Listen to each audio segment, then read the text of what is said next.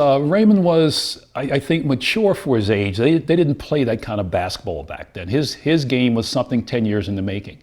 In 1970 and 72, in the 71-72 season, the last game of the year, we go down to LA State.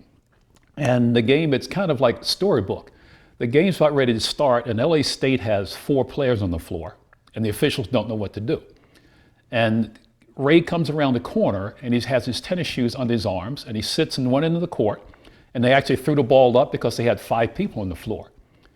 They go up, jump ball, they get the ball. Raymond ties his shoes, gets the ball, dribbles down, and shoots from 30 and makes it.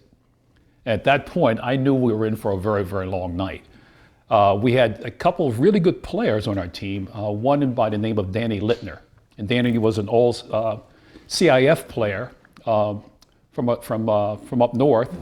And Danny was a very good player. And he started off on Ray, and we came to the conclusion, there's not much we can do except stay in front of him.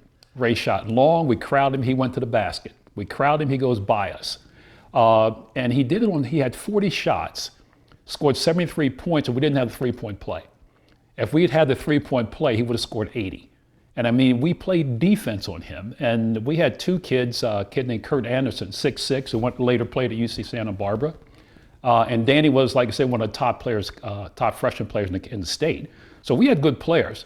But Ray just did everything, made it look easy. When a shooter gets hot, 30 for 40. He shot him long, he shot him short, he shot him contested. He scored every way possible. And I knew he was a great player, but we just caught him when he was in one of those streaks, and he just took off on us.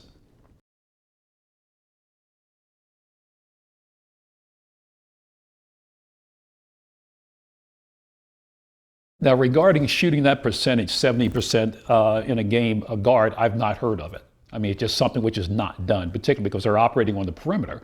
And most of Ray's shots came from the perimeter, so it's unusual. And only a phenom could do something like that. I've heard some other games that Ray scored and played well in, but the Long Beach State game was probably the one which is most memorable. And my best friend, Lynn Archibald, who later coached at Utah and worked with Jerry at Las Vegas, we went to graduate school together. And Lynn dogged me the entire summer after the game where Ray scored 73 on me. He dogged me the whole summer. And lo and behold, against Long Beach State, Eddie Ratliff, and I guess number 2 team in the country, Ray went off again. And it was a Saturday afternoon game. I didn't catch much of it, but he had 53. And that kind of validated the fact that this kid's a great player. He's not just an average player. And he averaged 32 points a game as a sophomore. And he was the dominant player. It's not hard to scheme for him, but your scheme still has to stop him. But he had some tremendous games.